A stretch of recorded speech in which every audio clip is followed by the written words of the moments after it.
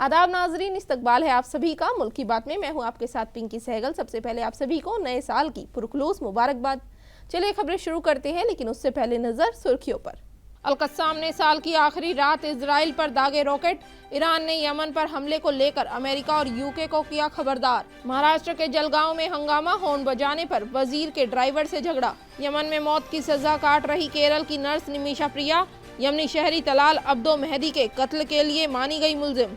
लखनऊ के होटल में खूनी खेल, 24 साल के बेटे ने मां और 4 बहनों की ली जान। मोदी हुकूमत ने किसानों को नए साल पर दिया तोहफा, खाद पर अब ज्यादा मिलेगी सब्सिडी। कारी आजम की सिराते मुस्तकिम पर साबित कदमी की मिसाल, फेफड़ों की सख्त बीमारी के बावजूद नमाजें नहीं करते कज़ा। दिल्ली में महिला सम्मान योजना के लिए हुए रजिस्ट्रेशन, आपकी स्कीम में रजिस्ट्रेशन के लिए लगी लंबी कतारें। एयर इंडिया की डोमेस्टिक फ्लाइट में मिलेगा वाईफाई, फ्लाइट में इंटरनेट सर्विस देने वाली मुल्क की पहली एयरलाइन। दिल्ली इलेक्शन, केजरीवाल पर भड़के ओवैसी, केजरीवाल को सिख दंगों से लेकर मालेगांव ब्लास्ट की दिलाई याद।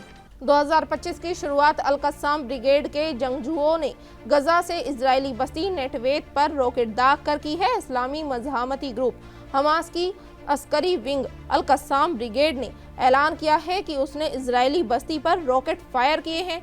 वहीं ईरान ने भी अमेरिका और यूके को वार्निंग जारी कर यमन पर जारी हमले के लिए जमकर लताड़ा है। नए साल का आगाज होते ही जुनूबी मकबूजा फिलिस्तीन में वाक़े बस्ती में सायरन बज उठे। ये उस वक्त सामने आया जब इजरायली गजा पट्टी में महीनों से जारी नस्लकुशी की जंग को जारी रखे हुए करीब 493 दिन हो चुके हैं। याद रहे कि 1 साल पहले अल-कस्साम ब्रिगेड के लड़ाकों ने इजराइल के कब्जे वाले इलाकों में रॉकेट दागे थे।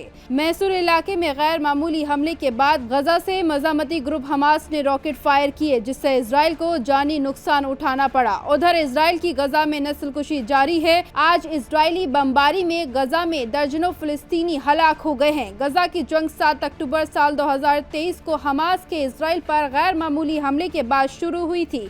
हमले के नतीजे में इजराइल में 1208 अफराद हलाक हुए थे, जिसके जवाब में इजरायली फौजी ऑपरेशन में अब तक करीब 45,000 से ज़्यादा फ़लस्तीनी हलाक हो चुके हैं।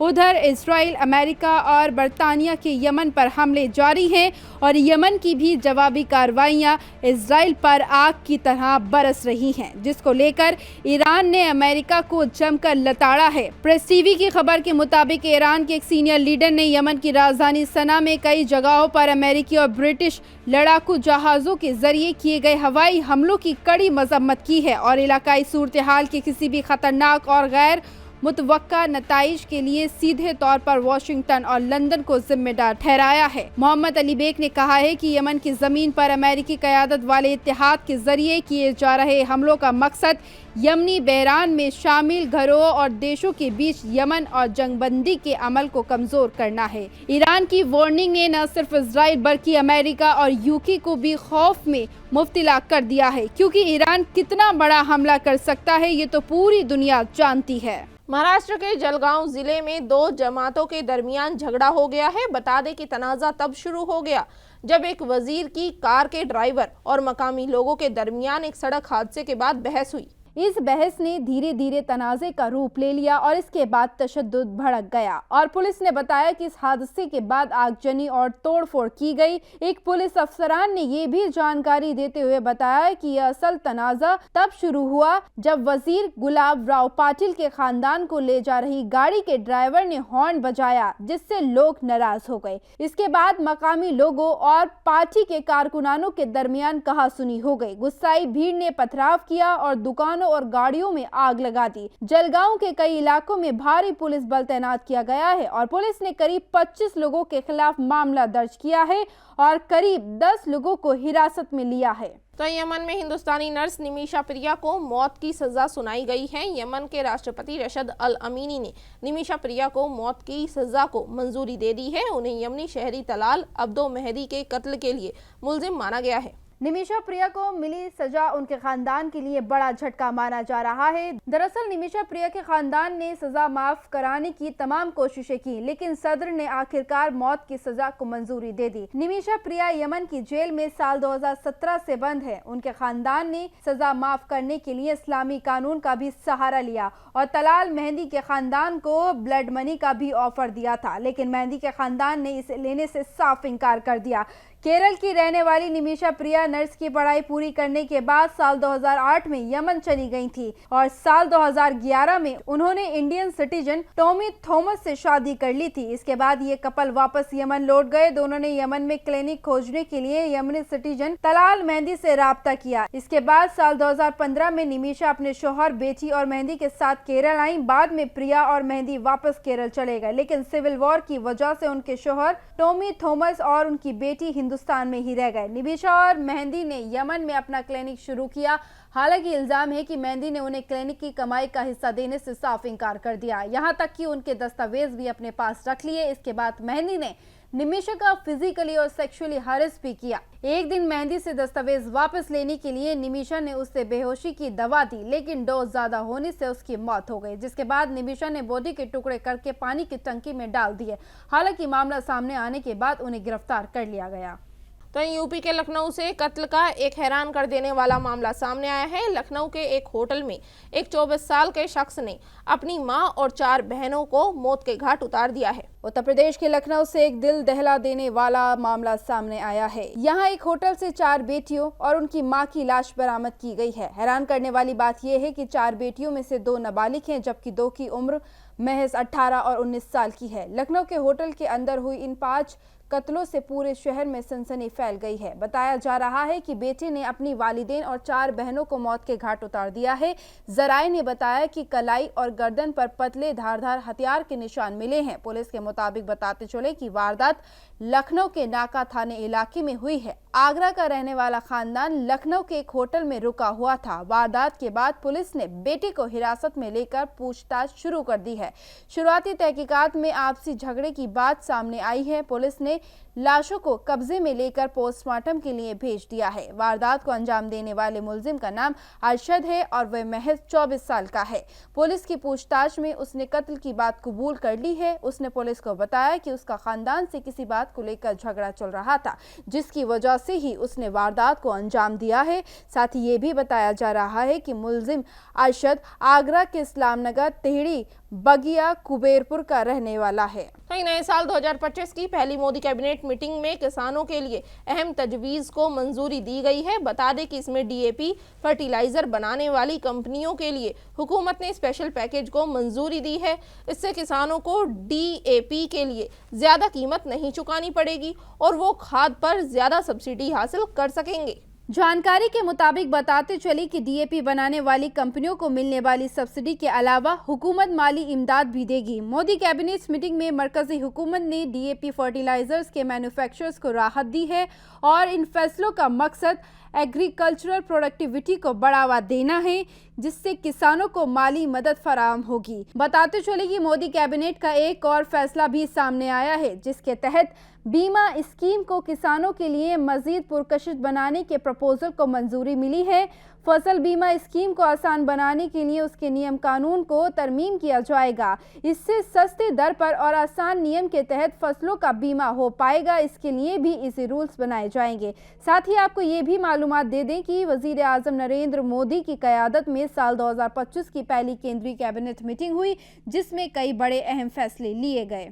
मरकजी हुकूमत और रियासती हुकूमत गरीबों, लाचारों और मजलूमों के लिए कई स्कीम्स चला रही है, लेकिन अगर इन स्कीम्स को ज़मीनी सतह पर देखा जाए तो ये स्कीम्स खोखली साबित हो रही है, क्योंकि इन स्कीम्स का फ़ायदा ज़रूरतमंद लोगों तक नहीं पहुंच पा रहा है। अगर हम उत्तर प्रदेश के ज़िला मुरादाबाद के आज़ाद नगर की बात करें तो यहाँ के एक शख्स जिनका नाम कारी मोहम्मद आज़म है और उनकी उम्र करीब 50 साल है। बता दें, कारी मोहम्मद आज़म इस वक्त ज़िंदगी और मौत के बीच अपनी ज़िंदगी जी रहे हैं। कारी मोहम्मद आजम ने मीडिया से बातचीत करते हुए बताया कि उनके शरीर के एक फेफड़े का ऑपरेशन होना है, जिसका खर्चा लगभग 10 लाख रुपए डॉक्टर बता रहे हैं। कारी मोहम्मद आजम की हालत बेहद नाजुक है और उनके शरीर में डॉक्टर के जरिए फेफड़ों के पास एक होल बनाया गया है, जिसके जरिए वे सांस लेते हैं और उनके शरीर के उस होल और मुंह से अब लगातार खून आ रहा है। कारी मोहम्मद आजम के एक फेफड़े का बड़ा ऑपरेशन होना है। इसके इलाज के लिए उनके पास पैसा नहीं है। देखने वाली बात यह है कि परेशानियों की इस दौड़ में भी कारी मोहम्मद आजम ने अल्लाह की इबादत नमाज का साथ नहीं छोड़ा। वे बेड पर बैठकर इशारों से नमाज अदा करते हैं और अल्लाह की इबादत करते हैं। उन्हें उम्मीद है कि उनकी इबादत का सिला अल्लाह एक न एक दिन ज़रूर देगा और उनके इलाज के लिए अल्लाह का बंदा एक न एक दिन ज़रूर आगे आएगा। कहने को तो पूरे हिंदुस्तान में हजारों ऐसे ऑर्गेनाइजेशन हैं जो गरीबों की मदद के लिए काम करते हैं, लेकिन अभी तक कोई भी ऐसा सामाजिक ऑर्गेनाइजेशन आगे नहीं आया है जो कारी मोहम्मद आजम की ज़िंदगी को बचा सके। इनके पास एक 4 साल की छोटी मासूम बच्ची है और उस बच्ची की तालीम भी पूरी नहीं हो पा रही है। अब देखना ये होगा कि कारी मोहम्मद आजम की मदद के लिए कौन सा ऑर्गेनाइजेशन मदद के लिए आगे आता है या फिर उन्हें किसी सरकारी स्कीम का फायदा मिलेगा। तो एयर इंडिया की कुछ डोमेस्टिक फ्लाइट्स में अब वाईफाई की सहूलियत मिलेगी। फिलहाल ये सर्विस एयरबस A350, बोइंग 787 और कुछ A321 नियो एयरक्राफ्ट में ही मिलेगी। एयर इंडिया डोमेस्टिक फ्लाइट्स में वाईफाई इंटरनेट सर्विस देने वाली मुल्क की पहली एयरलाइन बन गई है। इंट्रोडक्टरी पीरियड के लिए वाईफाई फ्री है और वक्त के साथ धीरे धीरे इसे बड़े और दीगर एयरक्राफ्ट में शामिल किया जाएगा। इन फ्लाइट वाईफाई 10,000 फीट से ऊपर होने पर एक साथ कई डिवाइस कनेक्ट करने की इजाज़त देगा। ये सर्विस सैटेलाइट कनेक्टिविटी और गवर्नमेंट रेस्ट्रिक्शन जैसे फैक्टर्स पर डिपेंड करेगी। अभी तक वाईफाई सर्विसेज एयरबस A350, चुनिंदा एयरबस A321 नियो और बोइंग B787-9 एयरक्राफ्ट में पायलट प्रोग्राम के तहत इंटरनेशनल रूट पर दी जा रही है। सक्सेसफुल पायलट रन के बाद अब इस सर्विस को डोमेस्टिक रूट पर शुरू किया जा रहा है। तो दिल्ली में कुछ महीनों बाद असेंबली इंतखाबात होने वाले हैं। ऐसे में दिल्ली हुकूमत ने ख्वातीनों के लिए चीफ मिनिस्टर महिला सम्मान योजना शुरू की है। अगर दिल्ली में आम आदमी पार्टी की दोबारा हुकूमत बनती है तो इस स्कीम के तहत ख्वातीनों को हर महीने 2100 रुपये दिए जाएंगे। इसके लिए राजधानी दिल्ली के अलग अलग इलाकों में कैंप लगाए गए और ख्वातीनों का इस स्कीम के लिए रजिस्ट्रेशन किया गया। आम आदमी पार्टी की तरफ से शोएब इकबाल साहब की क़यादत में पुरानी दिल्ली के मटिया महल असेंबली एरिया में कैंप लगाया गया, जहां ख्वातीनों की काफ़ी भीड़ देखने को मिली। इसी को लेकर तहजीब टीवी के नुमाइंदे मिर्ज़ा साहिल बेग ने वहां का जायजा लिया। इस दौरान वहां मौजूद दीगर लोगों और ख्वातीनों ने क्या कुछ कहा, सुनवाते हैं आपको। महिला सम्मान योजना से आपको और कितने फ़ायदे होने वाले हैं? लग रहा है, हमें उम्मीद है फ़ायदा होएगा ही होगा। हर महीने आपके अकाउंट में 2100 रुपये आएंगे? उम्मीद है देंगे ज़रूर केजरीवाल, क्योंकि हर इन्होंने बड़ा वो फ़ायदा करा है, हमें बहुत अच्छा लगा है केजरीवाल की तरफ से। क्या लगता है आपको कि जो महिला सम्मान के लिए योजना निकाली गई है, हर महीने 2100 दिए जा रहे हैं, तो आपको कितना फ़ायदा होगा इससे? बहुत फ़ायदा होगा। सबसे ज़्यादा परेशानी है दवाइयों की वगैरह की, काम काज नहीं है, सब परेशान है काम के बाद, तो ये बहुत काम आएंगे। 100 रुपये गरीबों के लिए, ज़रूरतमंदों के लिए बहुत काम आने वाली चीज़ है। कोई ऐसी सरकार नहीं बनी जिसने पब्लिक को सहायता दी हो। बस में जो बदमाशी चल रही थी वो आधी से ज़्यादा गायब हो गई है। कमर्शियल थे बैठे हुए तो अच्छा था, फिर हट गए। चोरी, डकैती, औरतों के साथ बदतमीज़ी, ये सब ख़त्म हो गई है। तो किसी सरकार ने कुछ तो करा, कुछ तो दिखा। स्कूलों में भी सहूलियत है, दवाइयों के लिए भी सहूलियत है, हॉस्पिटल में भी बहुत सहूलियत है। पब्लिक को और क्या चाहिए? हर महीने 2100 आपके अकाउंट में आएंगे, इससे आपकी ज़िंदगी में क्या क्या बदलाव आएंगे? इससे हमारी काफ़ी परेशानियां दूर होंगी, जो हमें घरेलू मतलब थोड़ी तंगी चल रही है। आजकल काम नहीं है, रोज़गार नहीं है, तो उसके अंदर थोड़ा हमें मदद मिलेगी। आपके एरिया में आले मोहम्मद इकबाल साहब फिर से चुनाव लड़ रहे हैं, उनसे क्या क्या उम्मीदें हैं?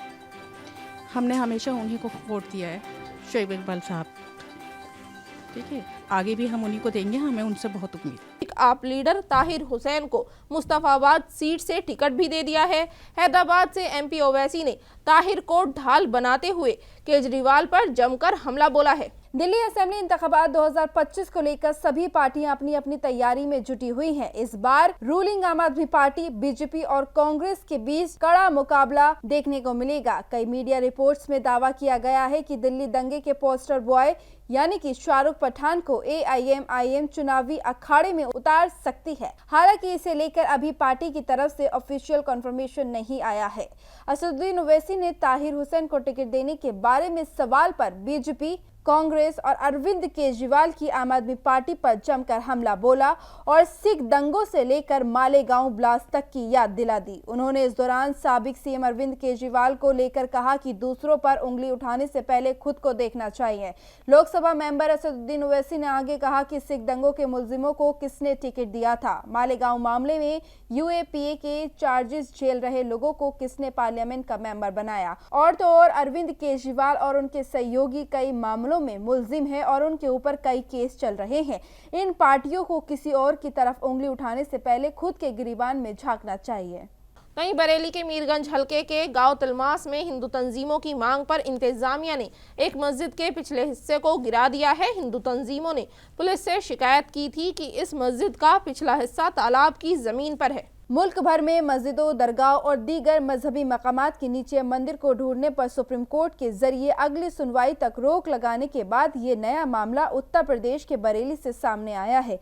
हालांकि ये उन सभी मामलों से अलग है और जिले के आला अफसरान को इसकी जानकारी दी गई। इसके बाद इंतजामिया की टीम मौके पर पहुंची और जमीन की पैमाइश नाप जोख कराया, जिसमें पाया गया कि मस्जिद का पिछला हिस्सा तालाब की जमीन पर बना है। इसके बाद इंतजामिया के हुक्म पर मस्जिद कमेटी ने पुलिस की मौजूदगी में मस्जिद के कुछ हिस्से को गिरा दिया। संभल में शाही मस्जिद के सामने बनने वाली पुलिस चौकी को लेकर काफी तनाजा हो रहा है। AIMIM चीफ असदुद्दीन ओवैसी ने दावा किया है कि जिस जमीन पर पुलिस चौकी बन रही है वो वक्फ की जमीन है। AIMIM चीफ असदुद्दीन ओवैसी ने जमीन को लेकर दस्तावेज भी पेश किए हैं। हालांकि संभल डिस्ट्रिक्ट मजिस्ट्रेट ने उनके इस दावे को खारिज कर दिया है। इस पुलिस चौकी को लेकर असदुद्दीन ओवैसी पहले भी सवाल खड़े कर चुके हैं। संभल के डीएम ने बताया कि जिस जमीन पर चौकी की तामीर चल रही है वह वक्फ की नहीं है। मीडिया रिपोर्ट्स के मुताबिक संभल के डीएम राजेंद्र ने कहा कि इस पुलिस चौकी की जमीन को लेकर जितने दस्तावेज आए हैं वे इफेक्टिव नहीं है। उन दस्तावेजों की जाँच की गई है और वे अनरजिस्टर्ड डॉक्यूमेंट्स है। फिलहाल मामले की जांच जारी है। तो वहीं डिस्ट्रिक्ट एजुकेशन ऑफिसर यानी कि DEO नासिर हुसैन ने बिहार के किशनगंज जिले में central board of secondary education से जुड़े प्राइवेट स्कूलों को उर्दू पढ़ाने का हुक्म दिया है। उनके इस फैसले की काफी लोग तारीफ कर रहे हैं। DEO ने सभी प्राइवेट स्कूलों को एक खत जारी किया है और उन्हें माइनॉरिटी डोमिनेटेड डिस्ट्रिक्ट्स में उर्दू पढ़ाने के लिए कहा है। DEO हुसैन ने आगे कहा कि जिले में चलने वाले सभी प्राइवेट स्कूलों में स्टूडेंट को उर्दू की पढ़ाई के लिए जरूरी इंतजाम सुनिश्चित किए जाएं। हुक्म के मुताबिक आपको बताते चलें कि उन्होंने बिहार एजुकेशन प्रोजेक्ट ऑफिस में इसको लेकर रिपोर्ट पेश करने के लिए भी कहा है। 12 दिसंबर 2024 को जारी हुक्म में कहा गया है CBSE बोर्ड से रिकॉग्नाइज किशनगंज जिले के सभी प्राइवेट स्कूल से मुतालबा है कि वे इंटरेस्टेड तलबा के लिए उर्दू की पढ़ाई के लिए जरूरी इंतजामात को यकीनी बनाएं और मुताल्लिक अनुपालन report Bihar education project office Kishanganj को उपलब्ध कराएं। उत्तर प्रदेश के शामली के जलालाबाद में किले को लेकर भारी तनाजा जारी है। मनाहर खेड़ा इलाके में मौजूद इस किले पर राजपूत समाज ने दावा किया है कि ये उनके आबाओ अजदाद की मिरास है और इसकी हिफाजत की जानी चाहिए। वहीं राष्ट्रीय लोकदल के MLA अशरफ अली का कहना है कि ये उनकी जायदाद है। मौजूदा वक्त में इस किले में कई खानदान रहते हैं, जिसमें MLA अशरफ अली का घर भी शामिल है। मनहार खेला कल्याण दुर्ग समिति ने CM को मेमोरेंडम सौंपा है और इस मेमोरेंडम में इस किले को प्रिजर्व करने की मांग की गई है और जलालाबाद का नाम बदलकर मनिहार खेड़ा करने की मांग की गई है। इसके बाद आर्कियोलॉजिकल डिपार्टमेंट ने शामली SDM से किले से जुड़े दस्तावेज मांगे हैं, जिसे महकमे को भेज दिया गया है। राजपूत बिरादरी के लोगों का दावा है कि ये किला उनके पूर्वजों का है। उनके पास इसकी पूरी वंशावली और दूसरे दस्तावेज मौजूद हैं। उनका दावा है कि इस किले में जलाल खान ने 1444 राजपूत को मारा था, जिनकी अस्थियों का अंतिम संस्कार अभी तक नहीं हुआ है। नाज़रीन, मुल्क की बात में आज के लिए बस इतना ही। मुझे दीजिए इजाजत। आदाब।